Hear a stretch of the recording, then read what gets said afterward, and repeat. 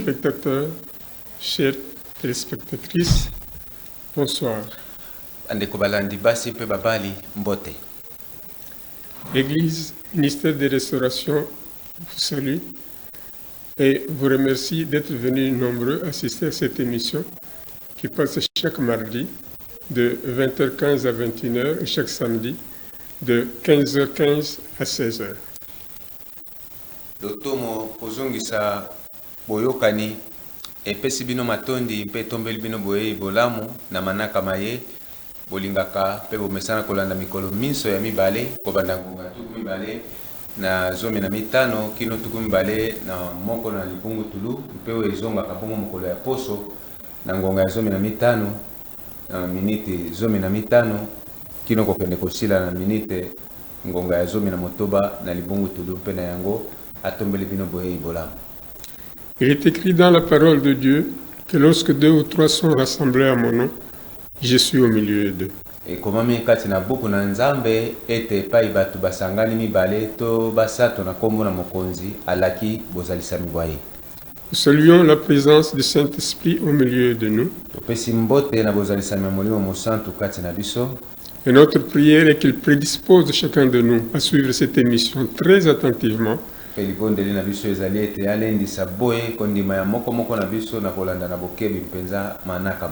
Vu son importance, nous croyons que celui qui va suivre ces émissions trouvera sa part dans cette émission.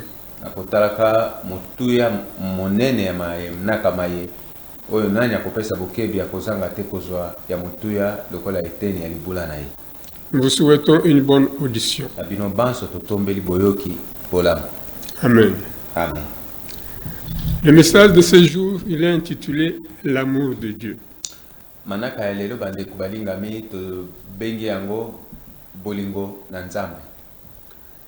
Nous avons tiré ce message dans le texte de Jean chapitre 3, versets 16 à 21.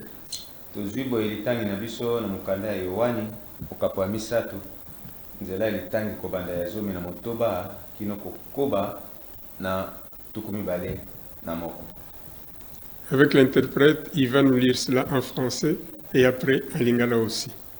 Car Dieu a tant aimé le monde qu'il a donné son Fils unique, afin que quiconque croit en lui ne périsse point, mais qu'il ait la vie éternelle. Dieu, en effet, n'a pas envoyé son Fils dans le monde pour qu'il juge le monde, mais pour que le monde soit sauvé par lui. Celui qui croit en lui n'est point jugé, mais celui qui ne croit pas est déjà jugé, parce qu'il n'a pas cru au nom du Fils unique de Dieu.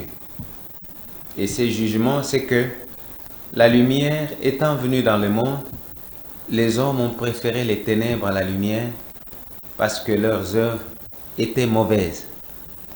Car quiconque fait le mal hait la lumière et ne vient point à la lumière, de peur que ses œuvres ne soient dévoilées. Mais celui qui agit selon la vérité vient à la lumière, afin que ses œuvres soient manifestées, parce qu'elles sont faites en Dieu. Yohani mokapamisatu nzela zomi na motoba kino litangi na tukumi bale na moko. Pambate nzambe alingaki mokili mingi na boya pesa ki mwana na ye moko ya linkinda na tinete ye nani ya kondima ye abebisa mate kasi azwa bomo ya seko. Nzambe na yango nzambe na boye atindaki mwana na ye na mokili te po asambisa mokili, kasi po mokili ebika na nzela na ye. Ye oyo andimeli ye akokatela maetumbu te, kasi ye oyo akondimela ye te asi akatela maetumbu po andimeli te kombo ya mwana ya linkinda ya Nzambe. Mpe lisambisili ye lizali ete mpole ebelemi na mokili, bato basepeli molili nesika ya mpole, pamba te misala mya bango mizali mabe.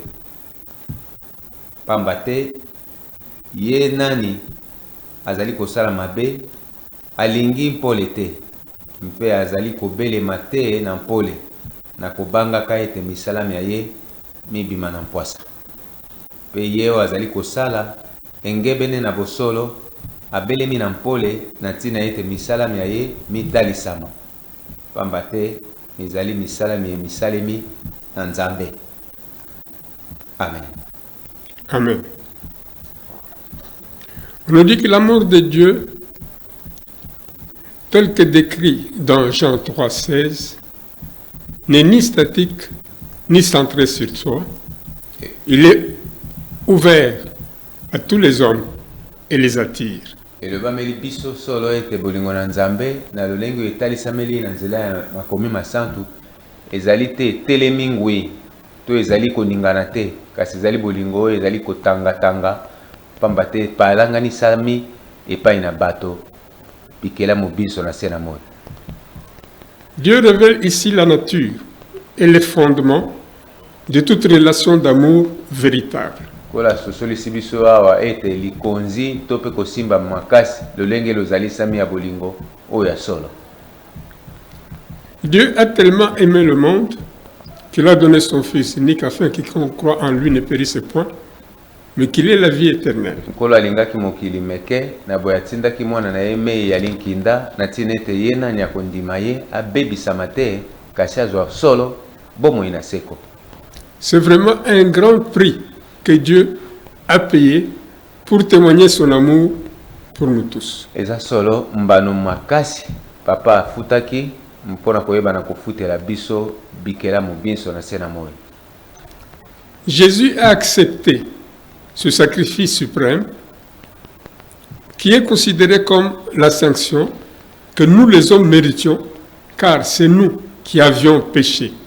Et voilà pourquoi on dit que Jésus-Christ a porté nos péchés sur la croix à notre place. Kolo afutaki solo mbano makasi oyo boye oyo ezali kolakisa solo motuya ya misalo ya ebaki na kosala na kofutelaka biso mbano na pasi makasi oyo biso basumuki esengelaki biso koyeba na kofuta po biso nde tosumukaki kasi ya sepeli kofuta mpona kozwa esika na biso.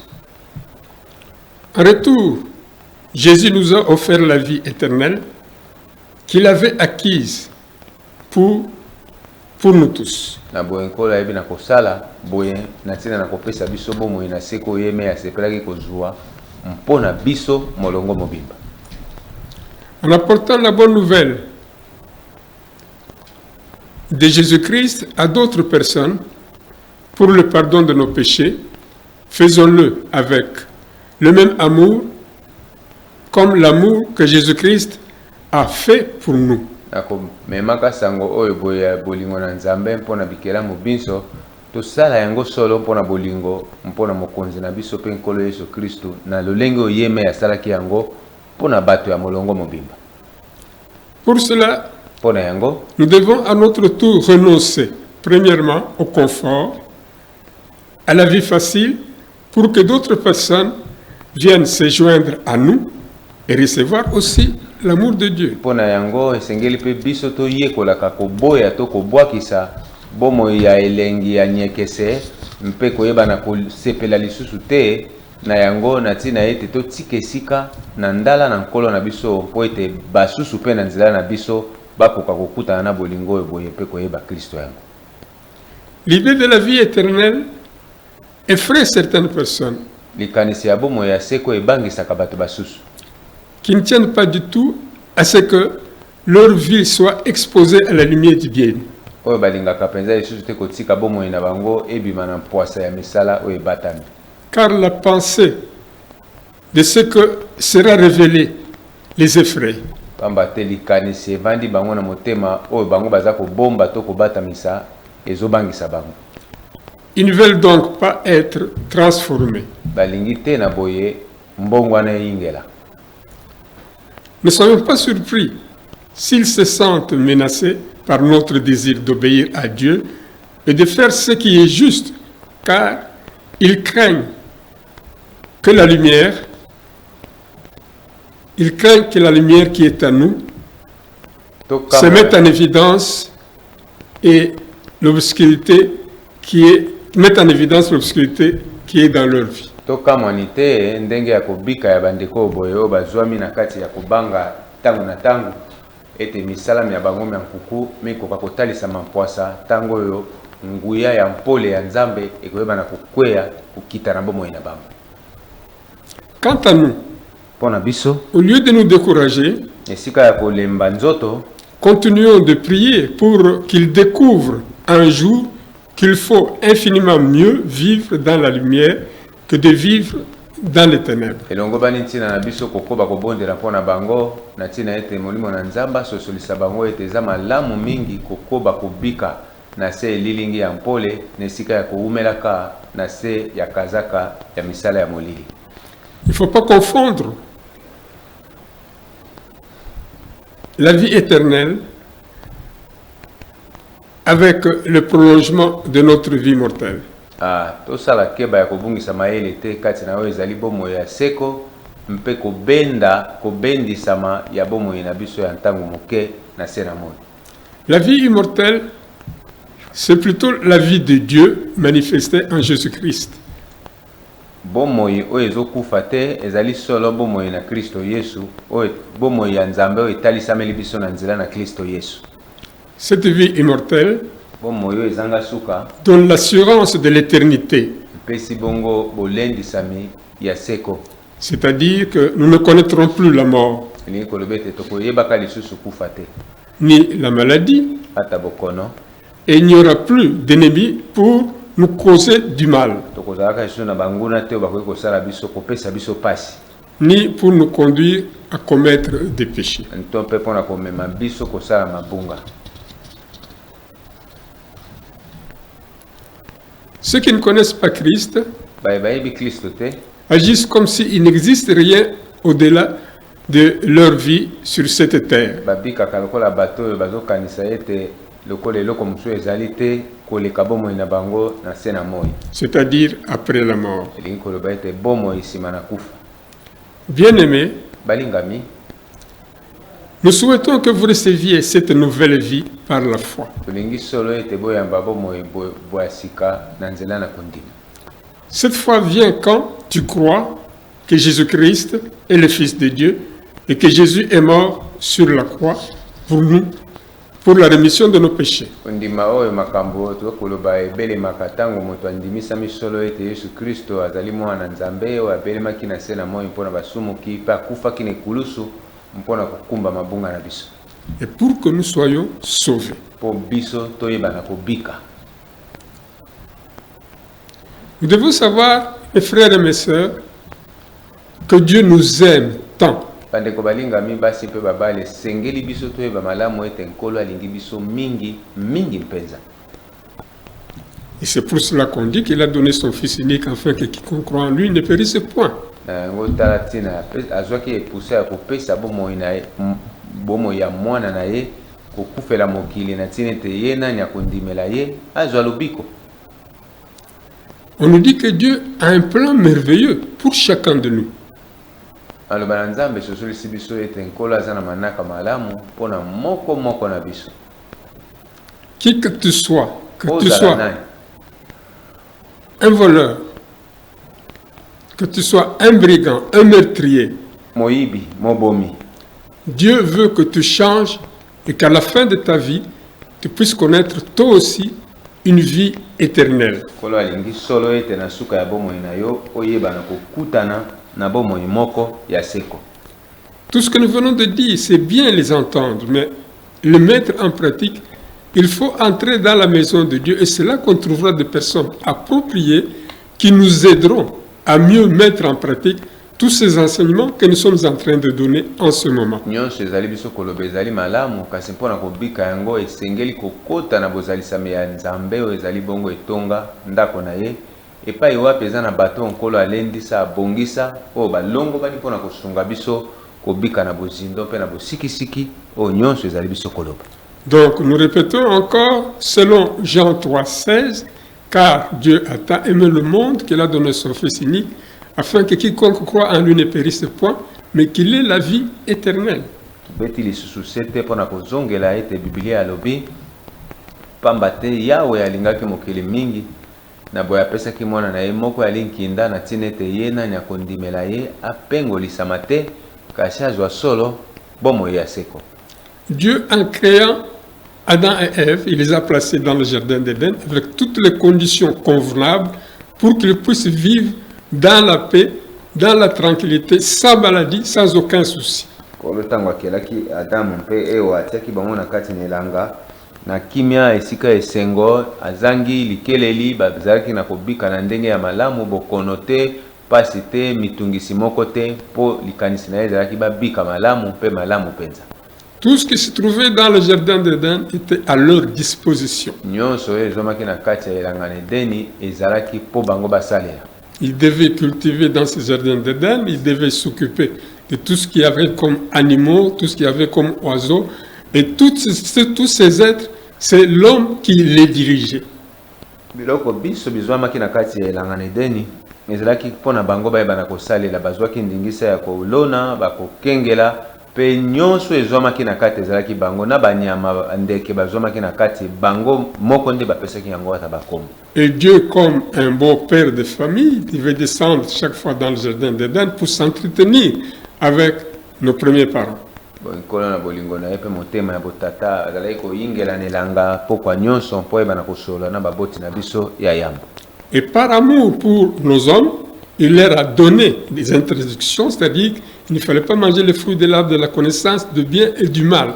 Boye mpona bolingo na motema oyo ya ye ya botata nde apesaki bango mpamela eloko songolo to pakala esengelaki te basimba mpe ndenge alobaki na bango ete na katikati ya elanga nzete oyo ezwami ya bomoi mpe ya kufa moko te akoka kosimba. Voici que l'ennemi jaloux de l'homme, il va aller tromper Ève, la femme d'Adam, pour dire que si vous mangez ce fruit de l'arbre de la connaissance du bien et du mal, vous deviendrez comme Dieu. Lokola monguna azalaka mosika te amoni ndenge nkolo apekisaki bango soki batosi eza mpona bolamu na bango ye aye na maloba mosusu alobi te nkolo alobaki bokokufa te aboyi bolia mbuma ya nzete wana mpo ayebi mokolo bokolia yango mayele kofongwama bokokoma lokola ye tala ndenge aye kokosa bango nzoka mpona kobebisa bango. Elle a vu que c'était bon, elle l'a mangé et elle l'a réservé aussi à son mari.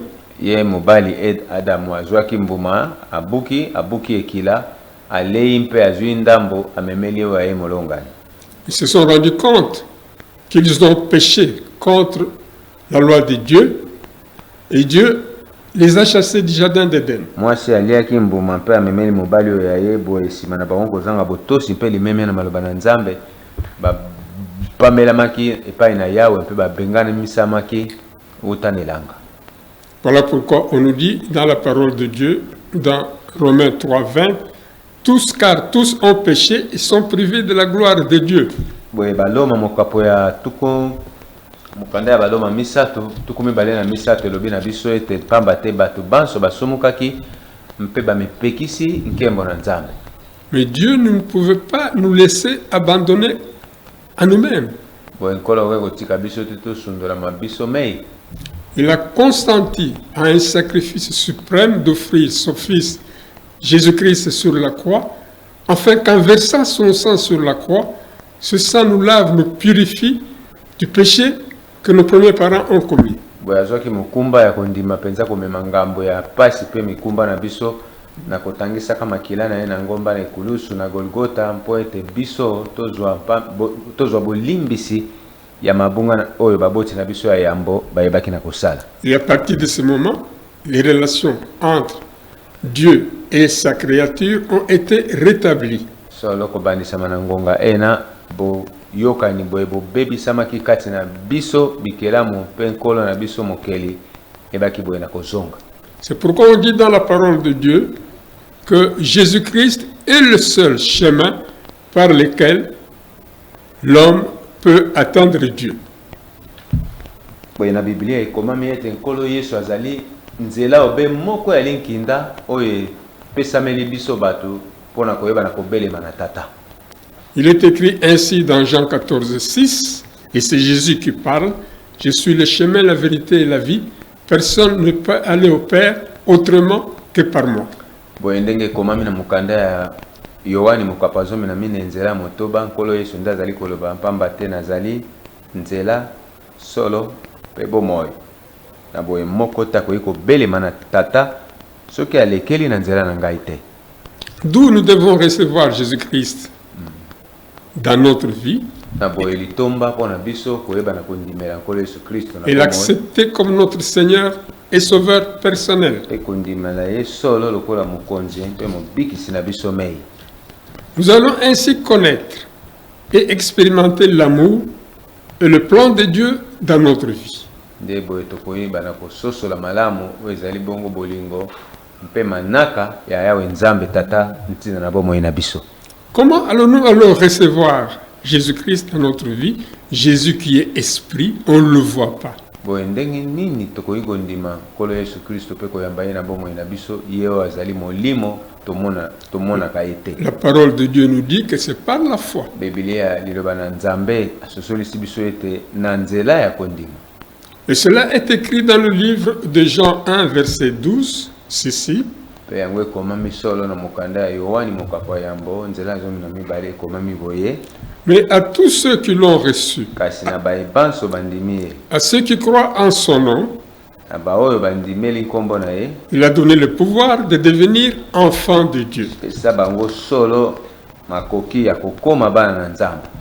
Vous voyez donc que nous ne sommes créatures de Dieu, mais nous devenons enfants de Dieu moni solo ndenge nini tobotamaka bikelamu ya nzambe mpe tokomaka bana na nzambe en posant des actes. na lolenge kani na koyeba na kosala misala. Et quels sont ces actes? boye misala yango mizali misala boni. C'est-à-dire en recevant Christ en nous elingi koloba ete na kondimelaka nkolo yesu kristu kati na biso et en croyant en son nom mpe na kondimelaka na nkombo na ye et en acceptant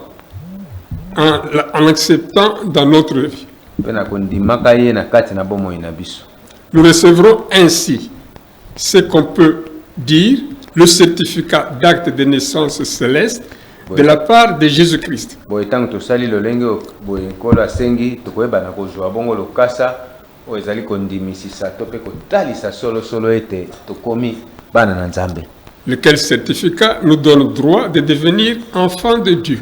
lokasa loyelo ezali kopesa biso ndingisa solo ya kokoma bana na nzambe. Nous pouvons comparer ceci à ce qui se passe dans l'autre administration, où quand quelqu'un a des enfants, il faut qu'il aille à la commune, qu'on lui donne un certificat d'acte de naissance pour que légitimement ces enfants soient reconnus réellement comme ses enfants.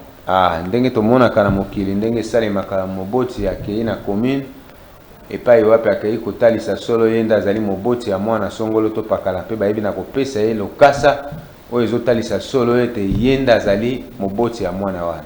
Donc vous voyez que tout ce que nous faisons sur terre, ce n'est qu'une copie de ce que nous trouvons dans la Bible, puisque tout est déjà prévu dans la Bible. tomoni solo ete oyo tozali kosala ezali obe komekola oyo ezwami mpe ekomami kati na Biblia nde biso tozomekola. Dans Romains 10, verset 9, il est écrit ceci. kanda ya baloma mokapa zomi nzela ya libwa ekomami boye.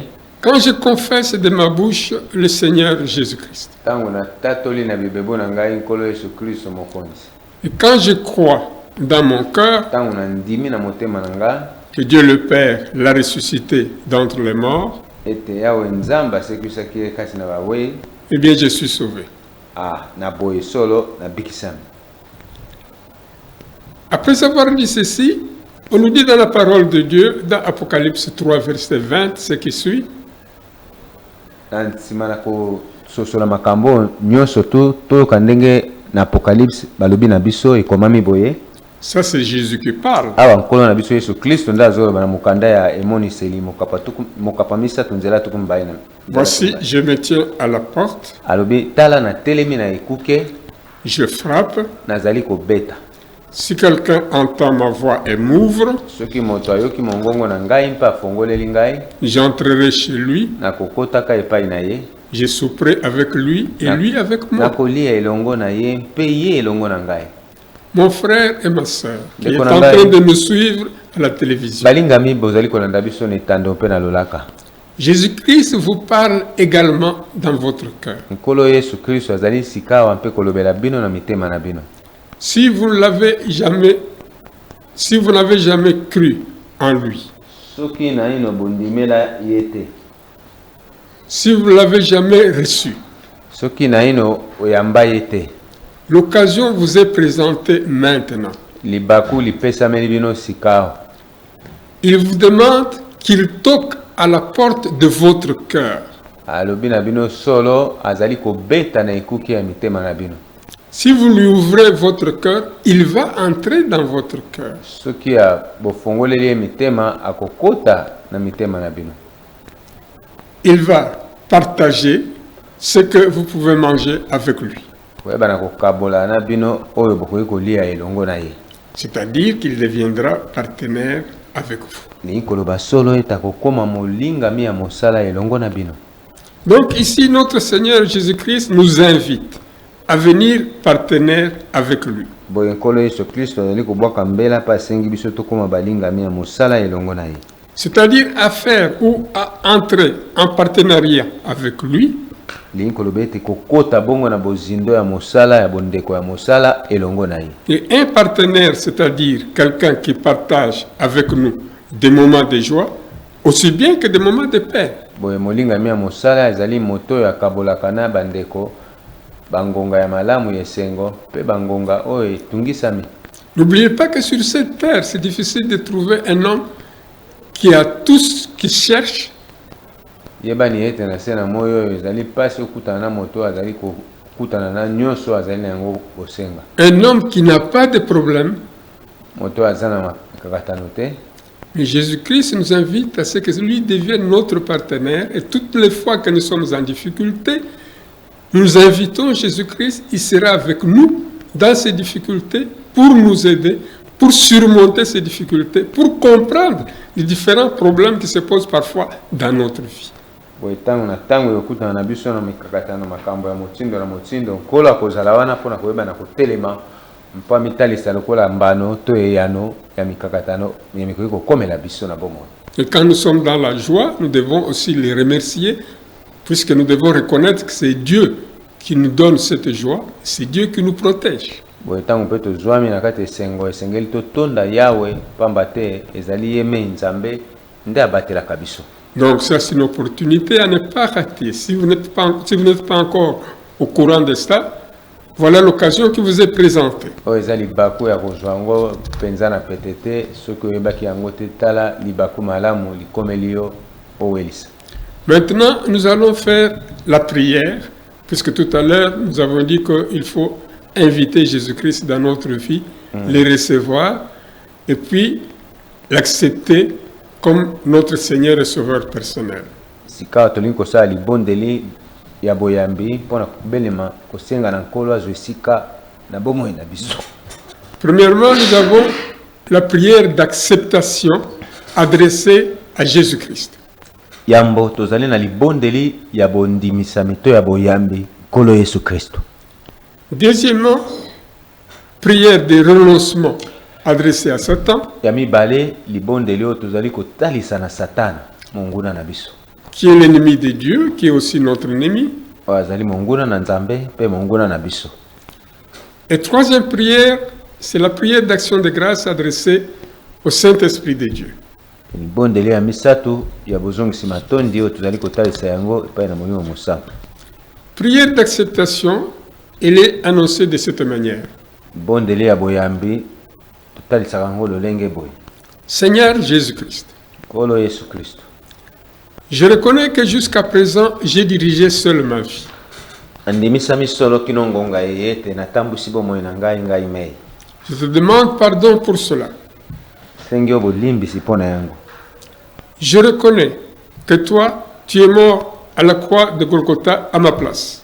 Andimi mpe nayebi solo ete okufaki mpo na ngai na ekulusu na Golgotha na esika na ngai. Tu as versé ton sang pour la rémission de mes péchés, Tangisaki makila mayo mpo na bofuti nyongo ya masumu na ngai.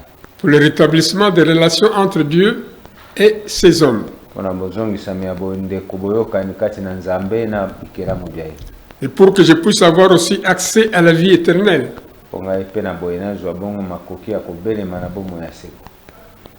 Maintenant que j'ai entendu ton appel par la bouche de ton serviteur,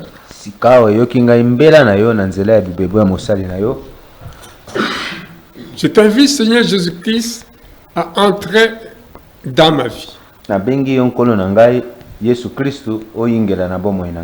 à entrer dans mon cœur. Je te reçois avec joie. Et je t'accepte comme mon Seigneur et mon Sauveur personnel. Je te confie la direction de ma vie.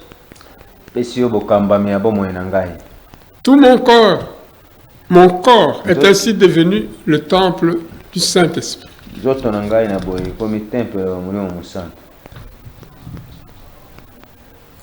Merci Seigneur Jésus-Christ. Prière de renoncement adressée à Satan, qui est l'ennemi de Dieu, qui est aussi notre ennemi.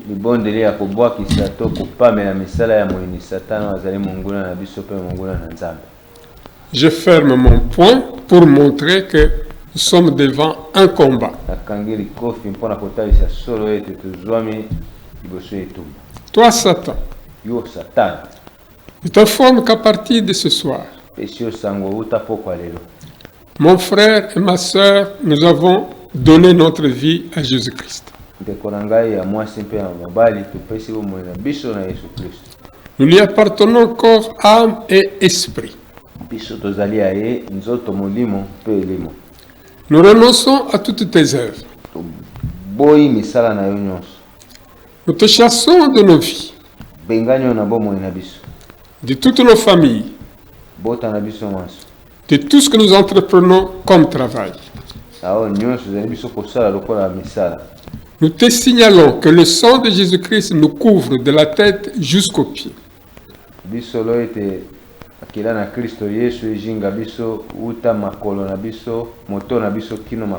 Et nous protège contre toutes les flèches enflammées de l'ennemi, quelle que soit sa puissance, quelle que soit son origine, au nom de Jésus-Christ. La troisième prière, qui est la prière d'action de grâce adressée au Saint-Esprit.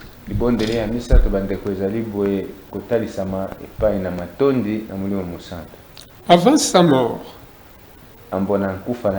notre Seigneur Jésus-Christ avait dit ceci à ses disciples. Il est avantageux que je m'en aille auprès de mon Père, vous chercher de la place.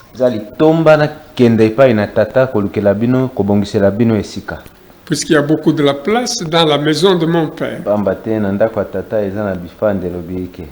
Ce n'est qu'en ce moment, et à ce moment seulement, que le Père vous enverra un autre consolateur,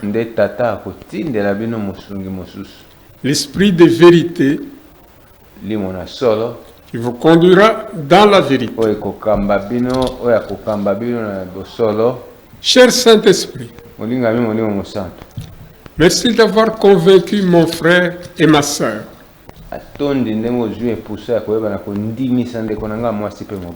à venir participer à cette prière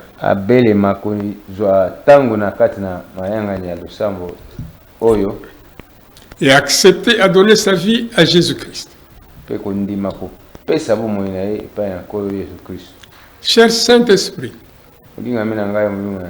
déverse sur chacun de nous ton onction, ce qui nous permettra de commencer cette nouvelle vie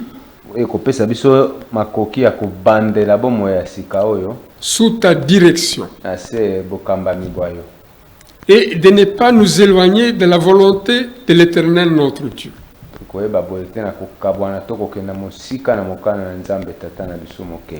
Enseigne-nous, cher Saint-Esprit, ayant ton regard fixé sur nous. Mon frère et ma sœur, Kalingami mwasi pe mobali. que Dieu vous bénisse et bénisse également vos familles. Kete yawe nzamba pambola bino pa pambola mabota na bino. Vos familles respectives. Mabota oyo ya bino mei kati na suni. Amenez à la prochaine émission vos frères, vos sœurs et même vos amis Manaka na biso ya mbala ya sima boyamba bobelema elongo na bandeko baninga pe balinga mi ya libota afin qu'à leur tour, po ete bango pe na tour na bango ils puissent eux aussi recevoir la bonne nouvelle de Jésus-Christ pour le pardon bango de leurs péchés, bako koyamba sango malamu ya nkolo na biso Yesu Kristo mpona bolimbisi ya mabunga afin d'avoir accès à la vie éternelle. tina ete bango bako pe kozwa bomoi ya seko. Merci et bon retour chacun de vous dans vos familles respectives en amenant les bénédictions que vous venez de recevoir de la part de l'Éternel notre Dieu, l'onction du Saint-Esprit. Que Dieu vous bénisse et bénisse encore une fois de plus vos différentes familles. Amen. Pambola bino akombo na Yesu Kristo bino mabota pe bomoi na bino na baebanso bazwa melongo na bino. Amen.